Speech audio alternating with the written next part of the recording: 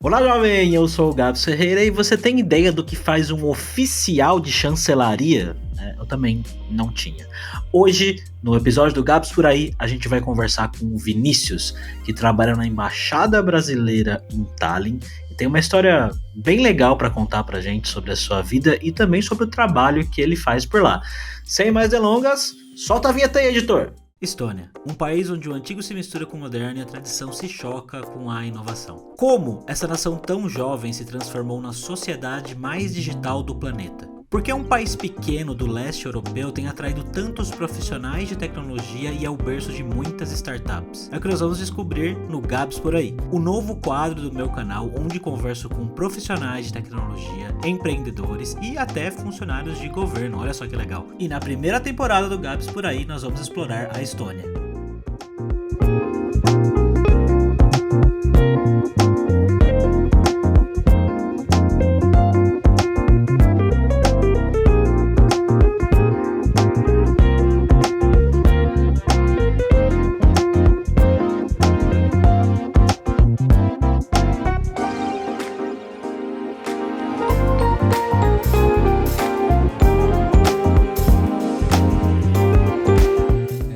Vinícius Alvarenga Fernandes, eu sou oficial de chancelaria do Ministério das Relações Exteriores, trabalho na Embaixada do Brasil aqui em Tallinn, na Estônia. Meu cargo aqui, minha função, eu sou adito cultural e também adito cultural educacional e também chefe do setor de administração e da gestão financeira da Embaixada. Cara, você é de BH, então? Sou de Belo Horizonte. E você é formado em quê? Sou formado em Relações Internacionais. Como você veio parar aqui na Estônia? Imagino que você falou que você está aqui há 2 anos. Vai fazer 2 anos, agora em outubro. Como é que foi esse processo? Então, basicamente foi questões familiares, né? Eu sou casado com uma estoniana e tenho um filho metade estoniana. Só que a nossa vida de Ministério das Relações Exteriores, a gente mora no mundo inteiro, né? Então, a gente tem essa constante mudança na nossa vida de migrações, né? Sim. Então, minha esposa, a gente conheceu na Suíça. Ela é estoniana, a gente se conheceu lá, já tem 2009 que a gente se conheceu, então já tem um bom tempo. Eu já conheci a Estônia desde que a gente se conheceu, a gente começou a namorar, né? E aí depois ela foi pro Japão comigo, a gente se casou na Suíça, ela foi pro Japão comigo e meu filho nasceu lá no Japão.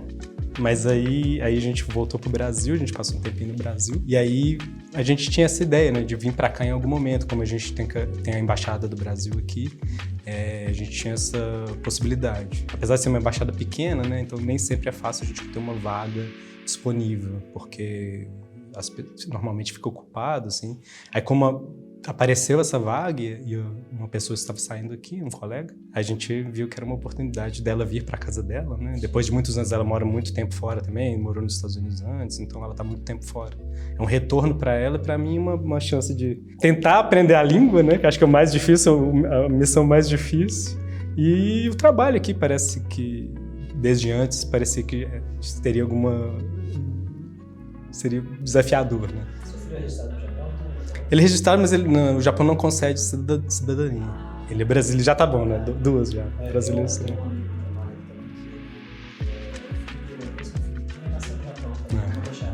Não, lá não, nem japonês, na verdade. Se você nasce fora do Japão, você não é japonês. Por isso que a gente tem uma situação bem curiosa dos brasileiros, os Nikkeis, né? Então tem eles não mesmo os filhos de japoneses que são nascidos fora do Japão, eles não são japoneses, automaticamente. E também não adianta você só nascer no Japão também, você tem que ser filho e nascer no Japão, isso é língua e sangue, né? E o solo e o sangue são super tradicionais. Apesar de eles talvez tenham que facilitar agora porque estão em declínio populacional. É um pouco que a Estônia também, né? Acho que para eles também é importante eles terem manter a família, né?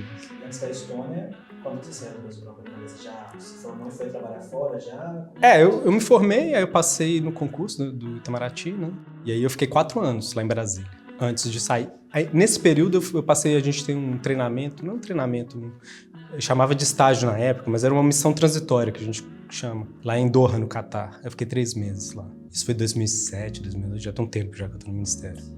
E aí depois em 2008 eu fui pra Suíça. Eu fiquei até 2014, E aí fui pro Japão. Aí voltei pro Brasil, fiquei 2 anos no Brasil e agora vai próximo de 2 anos aqui. E assim, eu conheço pouquíssimo desse tipo de trabalho, profissão, concurso.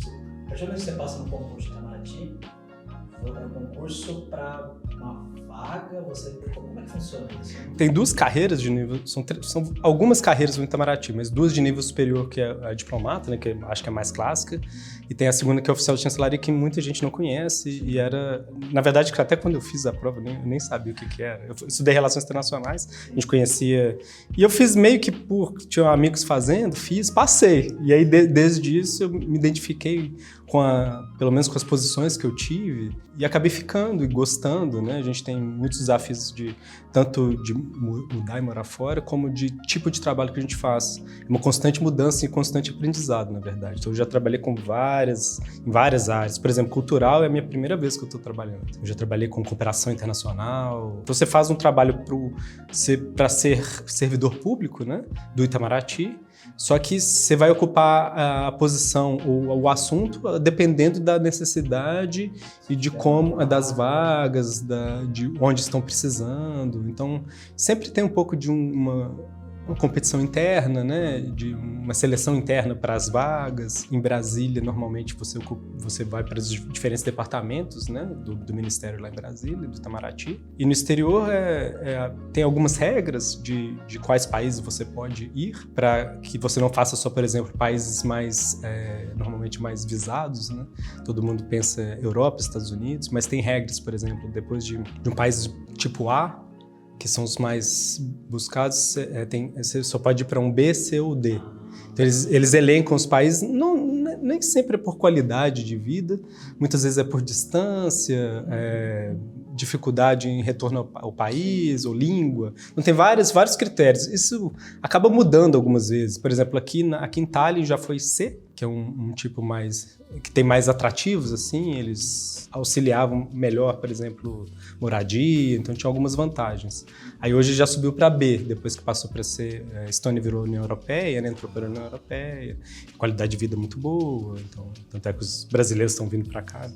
O trabalho em si, tipo, você pode ficar aqui o tempo que você quiser, ou se amanhã o pessoal fala assim, não, você tem que ir embora, acabou, agora você vai para o país? Não, nenhum. Normalmente tem prazos máximos, né? Tem prazos mínimo. Na verdade, a gente sempre pode sair quando se tiver algum problema. Mas o mínimo pedido são 2 anos. Porque se você sai antes, você tem que... Porque eles bancam, por exemplo, a mudança, uma parte da mudança, o Ministério ajuda com algumas partes. Então, para que não fique sempre mudando e não incorra em, por exemplo, prejuízo para a administração pública, então você tem que ficar no mínimo 2 anos. Senão você tem que devolver uma parte do que eles pagaram, então tem algumas regras. E a gente, no meu caso, dos diplomatas, eles podem ficar 3 anos, é um pouco mais curto. No nosso caso, como a gente é um corpo mais técnico, a gente pode ficar até 5 anos. Mas depois de 5 anos, a gente é obrigado a sair. E aí, por exemplo, como eu tinha ido para a Suíça, acabei ficando um pouquinho mais de 5 anos. Aí eu fui para o Japão, fiquei 4 anos e meio. Aí depois, quando completa 10 anos, a gente é obrigado também a voltar para o Brasil. Eu fiz 2 anos de Brasil, aí agora eu posso ficar até 5 anos aqui. Cara, como que é ter uma vida assim, meio sem raízes? É bem difícil, é curioso, assim, porque eu de Belo Horizonte, família... Eu nunca tinha nem viajado para o exterior antes, né? Minha família, assim, o máximo que eu ia era para Cabo Frio e Guarapari, lá em Belo Horizonte, lá de Minas, né? O pessoal muito comum. E, assim, eu fiz relações internacionais meio, assim, por gostar mais dos temas do que necessariamente pensando em... Nem pensava em ser diplomata, na verdade, né? Não tinha essa... Mas eu gostava dos temas, relação à política internacional, história, eram temas que eu já gostava desde a época de estudos, né? Mas depois que eu entrei, minha primeira vez fora a trabalho, eu achei muito estimulante, assim, esse contato e sempre com uma visão de Brasil. Que uma coisa quando você vai, talvez, você vai morar como... Não sei, você arruma um trabalho no exterior, que você vai como você, né, indivíduo ali, e acho que tem seus desafios, mas tem também, talvez você não esteja tão preso, não sei, eu não tive essa experiência, mas eu fui já como uma perspectiva de representando o governo brasileiro. Por um lado, talvez seja mais... Tem uma facilidade porque você tem uma proteção, né? Você já vai com um emprego. Mas por outro, assim, você tem essas regras, por exemplo, de ter que mudar sempre. Então, quando você começa, às vezes você está começando a criar amizades, conhecendo as pessoas, aprender a língua, aí você é obrigado a sair, né? Então eu tenho essas coisas um pouco abruptas. Mas eu acabei me adaptando, assim. Hoje eu gosto bastante, muito dessa... Acho que eu tenho uma tendência a ficar incomodado em ficar sempre fazendo a mesma coisa. Então essa oportunidade de não só mudar de país, como mudar de área de atuação, assim, eu acho incrível, assim. Por isso que eu tô há tantos anos já no Itamaraty, assim. Quantos anos já? 18 anos, eu acho. 18 anos de ministério. Fala sobre o seu trabalho hoje, tá? O que você faz? Então, isso que eu tava falando, que cada lugar que eu estive, eu acabei fazendo um trabalho diferente. Lá na Suíça, eu tava em Genebra, né? A gente trabalhava com organismos internacionais relacionados à ONU. Lá em Tóquio, eu fui trabalhar com o setor consular, na área consular. Eu estava no consulado de Tóquio, que é um consulado enorme. Eu acho que é o 4º maior consulado brasileiro. Então, a gente lidava com assuntos consulares. E hoje aqui eu fui, como a embaixada pequena, eu acabo acumulando algumas áreas, né? A principal talvez seja essa parte administrativa e gestão, porque no órgãos públicos acho que tem essa questão burocrática, né? Que a gente tem que seguir várias normas brasileiras, né? E o mais desafiante tem sido essa área de cooperação cultural e educacional. Cultural, basicamente, o trabalho tem sido conseguir trazer para a Estônia e mostrar para os estonianos um pouco da cultura brasileira, né? Ter esse esforço, né, de divulgação da cultura do Brasil. Acho que aqui na Estônia é um lugar legal para isso, porque eles não conhecem tanto de Brasil, como talvez acho que outros centros europeus aqui, né? Então isso tem sido interessante.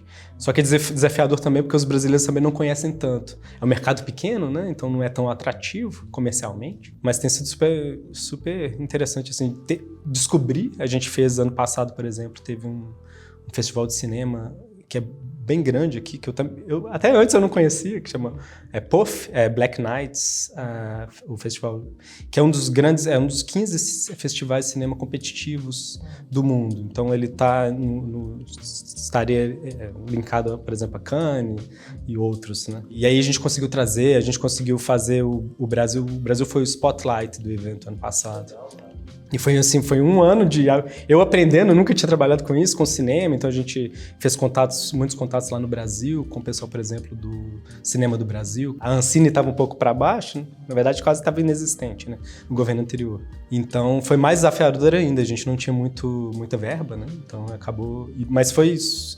A gente conseguiu trazer vários diretores, teve várias estreias de filmes brasileiros aqui. Um filme brasileiro, inclusive, ganhou um prêmio aqui no festival, veio o Daniel de Oliveira e o Sérgio Machado, o diretor Sérgio Machado, o ator Daniel de Oliveira.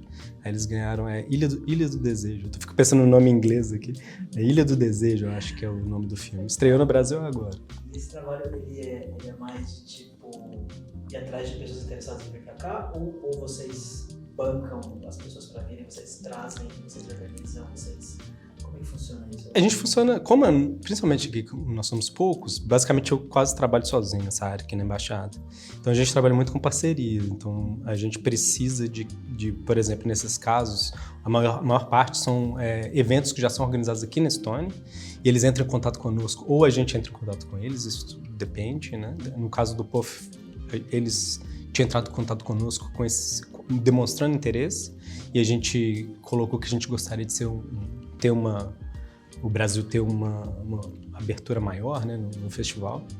Então, acho que nesse caso, coincidiu, né? Eu acho que esse tipo de coisa, esse tipo de trabalho que você faz, e o objetivo dele, acho que para muitas pessoas com trabalhos comuns, entre aspas, né, não conseguem entender muito bem por que você vai trazer pessoas do Brasil para vir para a Estônia. Sabe qual é o objetivo, qual é o ponto desse trabalho? Sabe? Primeiro, para o Brasil conhecer um pouco da Estônia, mas a maior parte, né, é para o estoniano ou quem está aqui, né, o estrangeiro aqui, conhecer a cultura brasileira. A gente fala muito, tem esse conceito de soft power, né, que a presença cultural dos países no exterior, ela tem ganhos que vão muito além de só aquela amar, gostar de uma música, de um filme, e muitas vezes também até acompanha com isso muita coisa comercial, né? Então, você, por exemplo, alguém que ouviu uma música bossa nova, começa a querer saber comprar uma camisa, comprar um CD não mais, né? Ouvir uma música, consumir mais alguma coisa do Brasil, aí pensa, vou visitar o Brasil, tem essa parte comercial de turismo, né? Mas aí também tem a parte da presença brasileira, isso acaba, o país engrandece, né? Então, quanto mais, os Estados Unidos, acho que sempre fez isso, né? Com os filmes, a indústria de entretenimento americano, né? Então, assim, não é só você... No filme deles aparece lá o McDonald's, então, assim, é todo um pacote, né? E isso eu vi agora, trabalhando nessa área, a gente sente um pouco mais isso, né? Então, por exemplo, a gente teve aqui nesse festival de cinema, né? A gente fez uma recepção com produtos brasileiros, salgadinho, pão de queijo, coxinha, caipirinha, Guaraná. E aí a gente viu, por exemplo, diretores do mundo inteiro passando ali, vendo o Brasil, vendo a embaixada presente, vendo os filmes brasileiros aparecendo. Então, assim, isso tudo é um conjunto, né? Então, você vê que isso amplia, né, nossa participação. Aí os brasileiros que estão morando aqui, por exemplo, veem que tem um festival, acompanham, mas aí o estoniano que trabalha com ele, por exemplo, que conheceu o brasileiro, vai ver, não, peraí, o Brasil também produz filme legal. Sim. Eu nunca ouvi falar, nunca vi nenhum filme, não, vi Cidade de Deus, sabe? Então, é toda tudo acaba sendo um pouco conectado. É legal, por isso que eu acho que a gente acaba tendo essa visão assim mais ampla, né? Acho que no Ministério, trabalhando em várias áreas, porque acho que essa ajuda a gente a perceber essas conexões, né? Por isso que a gente nem especializa tanto, a gente acaba não sendo tão especializado, mas a gente consegue ver as ligações, né? De uma área cultural com uma área comercial, uma área de cooperação, e acho que é essa a ideia do Brasil com a sua política externa, né?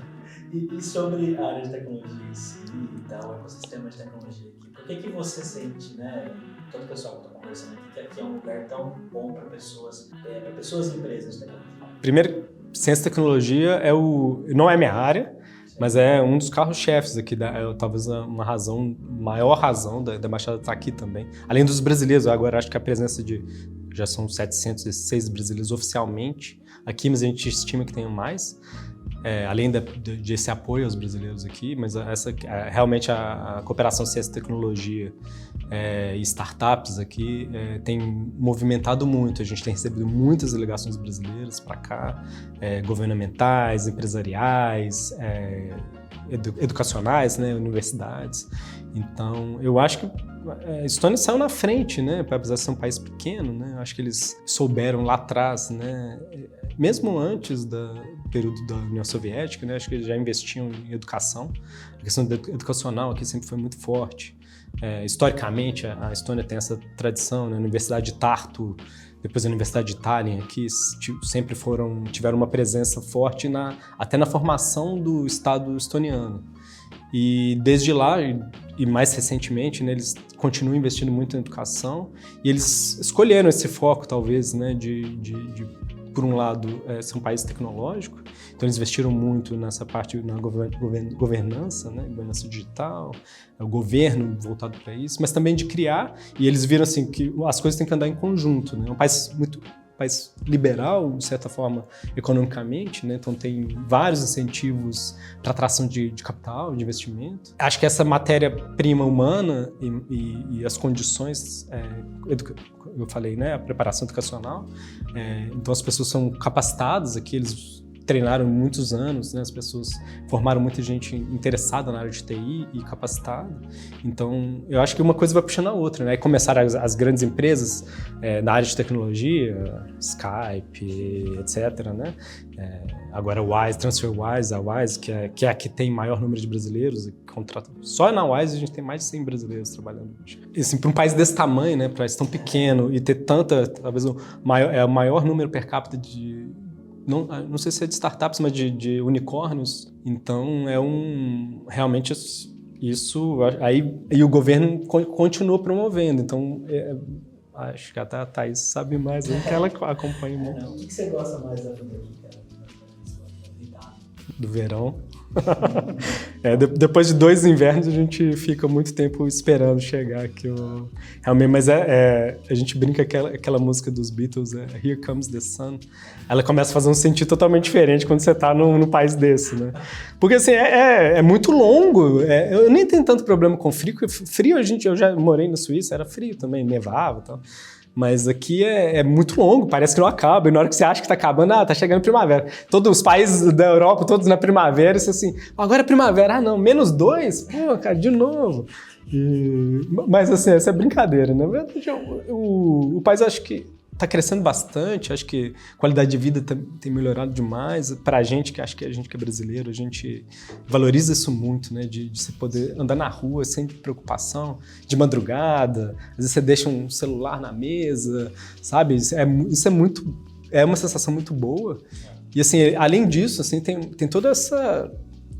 A parte cultural da Estônia, eu que trabalho diretamente com isso, eles são muito ativos. O ano inteiro você tem uma música, que é uma coisa muito importante para eles, então tem eventos o tempo todo, jazz, música clássica, música eletrônica, a parte cultural, então a vida cultural aqui é muito animada, talvez até mais do que outras cidades aqui na Europa, né? Isso é uma parte super legal, assim, acho que talvez os brasileiros que desconheciam, né, e acabaram vindo aqui meio na oportunidade e tal, talvez gostem hoje, que veem isso também, eu acho. Que o tanto que o país oferece, né? E a cidade de Tallinn especificamente, mas acho que o país inteiro, assim, a qualidade de vida, a tranquilidade. Apesar de ser uma cidade pequena, né? Parece às vezes a cidade do interior do brasileiro. Mas ainda assim, acho que oferta muito. Acho que a qualidade de vida, acho que é. Você falou assim, agora de tranquilidade, andar sozinha. A gente foi num bar sexta-feira. Minha filha queria ir embora, quase meia-noite eu vou levar. Foi embora sozinha. Quantos anos que ela tem? 15 anos. 15 anos? Então, aqui, criança, 7 anos, que assim, no Brasil você fica maluco, assim, e nesse ponto... eu acho que nesse ponto, acho que eu dei muita sorte, que eu fui de Suíça pro Japão, que também, e pra cá. Então, assim, eu tô até mal acostumado, que eu vou pro Brasil, eu tenho que ficar atento, assim, para não esquecer como que... de ficar, pelo menos... Não, mas eu acho que eu tenho uma visão positiva nossa do Brasil também, que eu acho que um dia a gente veja assim, o governo trazendo, por exemplo, gente de vários estados vindo aqui aprender assim, cooperar com a Estônia na questão de tecnologia, questão educacional. Há pouco tempo a gente recebeu o governador do Piauí aqui para conhecer, ele veio conhecer não só... A intenção principal sempre é a parte e-governance, né? E também o ambiente startups, o ambiente empresarial. Mas ele veio também conhecer a parte educacional, então a gente vê assim, que o país está se esforçando para também melhorar em vários aspectos. Eu tenho uma visão assim, um dia a gente vai ter essa peace of mind, né? Essa tranquilidade também. Se tiver oportunidade, venham conhecer. A gente não gosta muito de falar para os brasileiros virem para cá morar, não, porque normalmente quem tem vindo para cá são galera muito qualificada, né? A gente sente um pouco assim de perder o pessoal do Brasil para cá. Mas bom, eu tô aqui, né? É bom ter os estonianos também conhecerem os bons brasileiros, né? Saberem da nossa condição, da nossa qualidade, né? Acho que eles valorizam muito isso. Acho que realmente a gente tem muita gente boa no Brasil. Mas enfim, venham aí, a Estônia... Eu recomendo mais no verão, mas ela no inverno também é bem, bem bonita. Quem gostar de neve, vai ter muito. Se você gostou desse vídeo, não deixa de se inscrever no canal, deixar o like e comentar aqui o que você achou desse conteúdo que eu trouxe para você. Em breve eu vou trazer mais histórias interessantes de brasileiros vivendo em outros países e eu te vejo em breve. Tchau!